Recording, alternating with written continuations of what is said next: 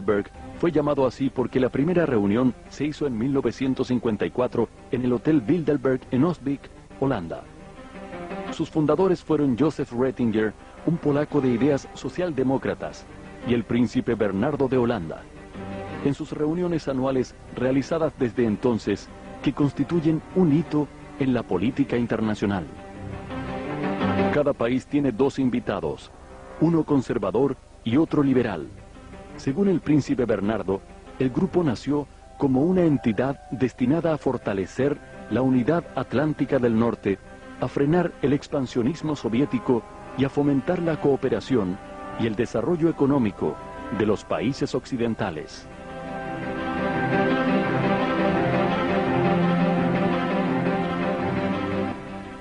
A veces, para conocer mejor a las organizaciones, debemos saber más acerca de las personas que trabajan en ella. Hay dos datos interesantes sobre la integridad del fundador de los Bilderberg. Primero, Bernardo de Holanda de joven militó en las SS de Hitler. Segundo, tuvo que dejar de presidir las reuniones de 1976, cuando se vio involucrado en el escándalo de los sobornos que la fabricante de armas y aviones Lockheed protagonizó cuando sobornó a funcionarios italianos, holandeses y japoneses.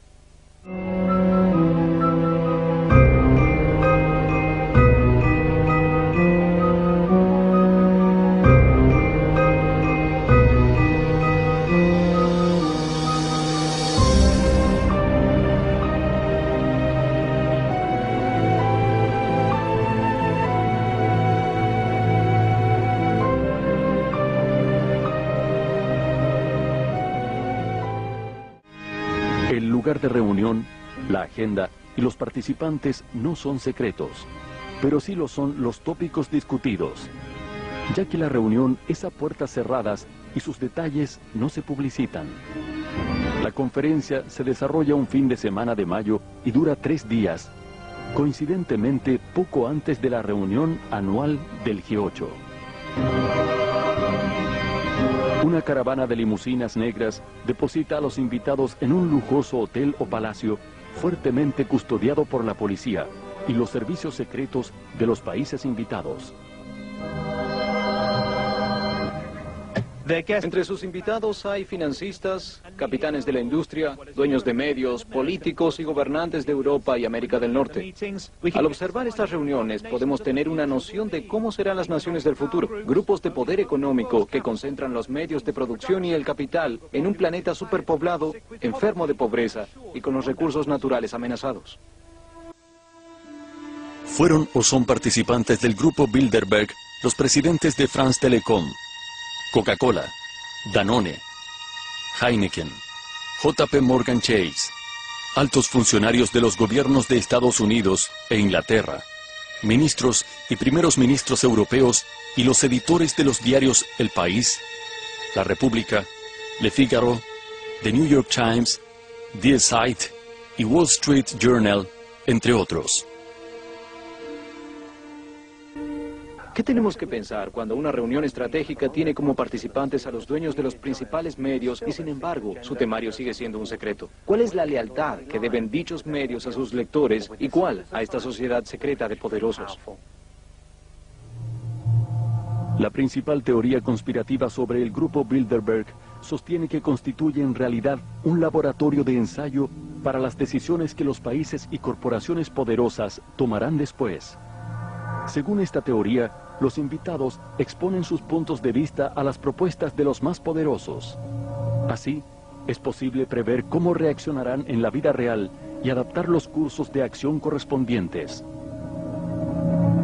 En defensa del grupo, su último organizador, el vizconde Etienne d'Avignon, ha sido claro al respecto. No pienso que seamos una clase gobernante mundial, porque no creo que exista una clase gobernante mundial. Simplemente somos personas influyentes e interesadas en hablar con otras personas que tienen influencia. Y agregó, cuando nos acusan de ser el gobierno secreto del mundo, les digo que si fuéramos el gobierno secreto mundial, deberíamos estar muy avergonzados de nosotros mismos. La agenda Bilderberg, según sus propias declaraciones de prensa, no es otra cosa que la agenda mundial. Si sus miembros pueden posteriormente imponerla o no, sigue siendo materia de especulación. Los ítems en la agenda Bilderberg suelen ser siempre los mismos. revisión de los acontecimientos mundiales, discusiones acerca de la seguridad en Occidente, debate de los mecanismos políticos y económicos en los países desarrollados, así como discusiones sobre energía nuclear y biotecnología. Otros famosos asistentes a las reuniones del grupo incluyen a Giovanni Agnelli, presidente de la automotriz italiana Fiat, y Henry Kissinger. Bill Clinton, Tony Blair y Angela Merkel lo hicieron antes de llegar al gobierno, al igual que el secretario Kofi Annan, ex secretario general de la ONU. Annan era el esposo de la sobrina de Raoul Wallenberg, el patriarca de la rica familia sueca que apoyó al grupo desde sus inicios. También participaron Henry Ford II, George Pompidou, Helmut Schmidt y el barón Edmund de Rothschild, además del padre de la bomba atómica en Estados Unidos, J. Robert Oppenheimer. Le siguen Donald Rumsfeld, Alan Greenspan, George Soros, David Rockefeller, la reina Beatriz de Holanda y el senador estadounidense y ex candidato presidencial John Kerry.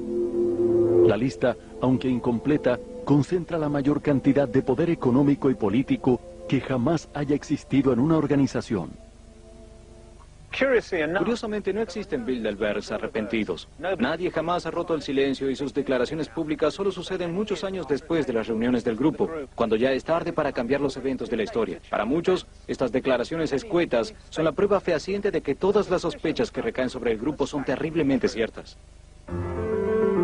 Años después de participar en una reunión, George McGee, ex embajador de Estados Unidos en Alemania, dijo que el Tratado de Roma que creó al mercado común europeo nació en las reuniones de Bilderberg.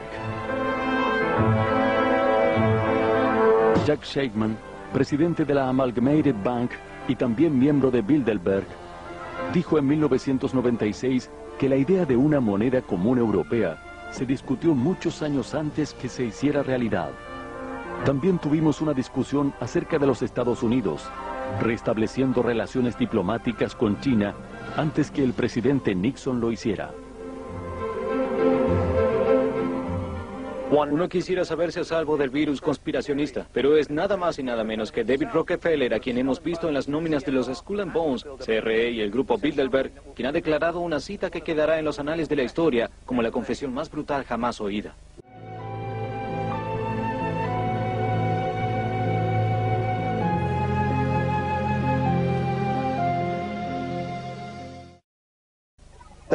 Son demasiadas casualidades para pasar por alto, demasiados indicios de que algo anda horriblemente mal. Después de todo, si nosotros mismos tuviéramos poder, dinero y acceso a información reservada, ¿quién dice que no la utilizaríamos en nuestro propio beneficio? Si seguimos la trama de la historia desde la Revolución Industrial, veremos que existe un encadenamiento de eventos altamente sugestivo, que parece probar la teoría de las conspiraciones, o al menos proveer sólidos argumentos a su favor. Primero, la creciente concentración de capital y recursos en pocas manos privadas como bancos y gigantescas corporaciones multinacionales.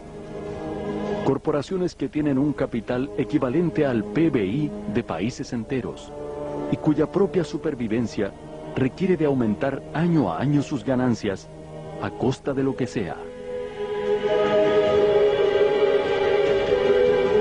Segundo, la creación de órganos públicos multilaterales de control, que en realidad están compuestos por la suma de intereses privados, como la propia Reserva Federal de los Estados Unidos, el Banco Mundial y el FMI.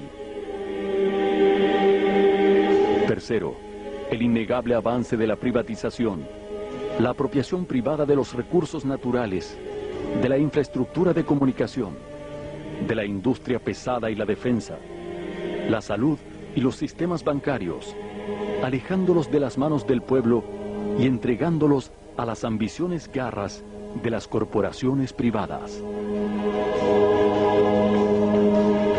Cuarto, el fenómeno de globalización financiera y cultural, que en realidad no es más que la imposición de la cultura y el capital central sobre los países periféricos. Quinto, la generación de conflictos mundiales y enemigos estereotipados que manipulan la opinión pública y terminan destruyendo cualquier posibilidad de debate u oposición, derivando en la pérdida real y concreta de muchos de los derechos democráticos más elementales. La Ley Patriótica de los Estados Unidos de 2001 es un buen ejemplo de ello. Cuando cunde el pánico, la gente parece aceptar de buen gusto el mayor control.